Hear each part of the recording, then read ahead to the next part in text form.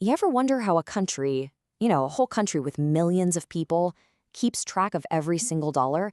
Well, today, we're going to pull back the curtain on the engine room of a nation's finances. We're looking at how Malaysia is totally overhauling the way it manages public money. I mean, it's a massive question, right?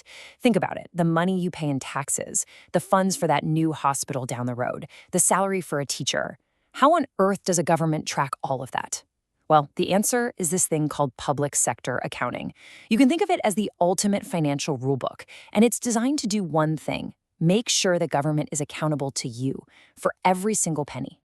Okay, so to really get why these changes in Malaysia are such a big deal, we've got to start with the basics. Let's break down why this whole system of public accounting is so important for any government.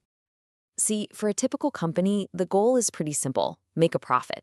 But a government's finances, that's a whole different ballgame. The goal isn't profit, it's all about maximizing public trust and making sure things are run well. So this is basically the official rulebook for managing the people's money. And really, it all boils down to three big questions. First up, accountability. Is your money being spent legally the way it was intended? Next, stewardship. Is the government being a good, responsible manager of all the public stuff, from parks to highways? And finally, performance. Are the programs we're all funding actually working? It's about getting results, not just collecting receipts. All right, so to really understand just how massive this new chapter is, we got to take a step back and look at how things used to be done. We're talking about a system that was in place for decades. For a long, long time, Malaysia, and a lot of other countries to be fair, relied on a system called a modified cash basis. Now, this was the traditional way of doing things, and on the surface, it seemed pretty straightforward. But as we're about to see, simple doesn't always mean complete. So what does that actually mean? Well, imagine your personal finances were only the cash you have in your wallet right now. Money comes in, you note it. Money goes out, you note it. That's it. If cash hasn't physically moved, then in the eyes of the accounting books, that transaction just doesn't exist. It's super simple, yeah, but it leaves these huge, massive financial blind spots. And this right here is where the story takes a major turn. Recognizing those limitations, those blind spots of the old way, Malaysia kicked off a massive reform to modernize its entire financial system. It's a shift to a new method that promises way more transparency. Okay, let's go back to that wallet analogy. The old cash-based way, it only sees the cash that's physically in your wallet. But this new accrual-based system, well, it sees everything. It sees the money in your wallet, sure, but it also sees that credit card bill that's due next week. And it sees the paycheck you know is coming on Friday. See the difference? It's not just a snapshot in time, it's like a complete financial x-ray. You see the assets, but just as important, you see the liabilities too. And that right there, that's the absolute core of this entire transformation. This shift gives you a true, full-picture view of the government's financial health. You don't just see the cash on hand, you also see long-term commitments and future assets. And that lets you do much smarter long-term planning. Of course, you can't just change the rules of the game without a new rulebook and a team of referees, right? So let's meet the key players, the ones responsible for making sure this whole new system is fair and accurate. So, the new rulebook is called the Malaysian Public Sector Accounting Standards, or MPAS for short.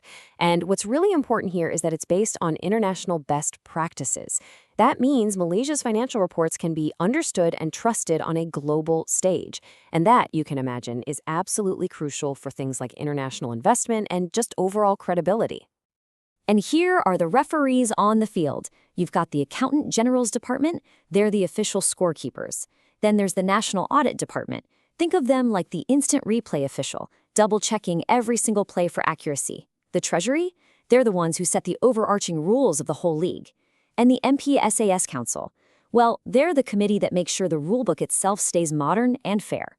Every single one has a vital job to do. So you might be wondering, where does all this money actually go? Well, it all flows into one central hub called the Consolidated Fund. This is basically the nation's main bank account. Every tax dollar goes in and every official payment comes out. It creates this single controllable point for all public funds. But look, a transformation this massive, it doesn't just happen overnight. This is absolutely a journey, not a quick fix, and you better believe it comes with some pretty big hurdles on the road ahead. I mean, just think about the sheer scale of this for a second. You're talking about retraining an entire generation of public servants on a completely new financial language. You're trying to get brand new IT systems to talk to old ones across who knows how many different government agencies. And you're rolling this out to departments that all have different resources, different levels of readiness. I mean, it is a truly monumental task. So, after all that, the training, the new systems, the new rules, what's the end game? What's the ultimate goal? Well, it all comes down to one thing: building a government that is more transparent and more accountable to its people. The whole mission is to strengthen public trust by making sure every single ringgit is working as hard and as effectively as it possibly can for the nation. Which leaves us with one final, and I think crucial question. In an age where we all demand more and more transparency, could this kind of financial evolution be the real key to building greater public trust? The answer to that question? Well, that could define the future of governance in Malaysia. Thanks for tuning in.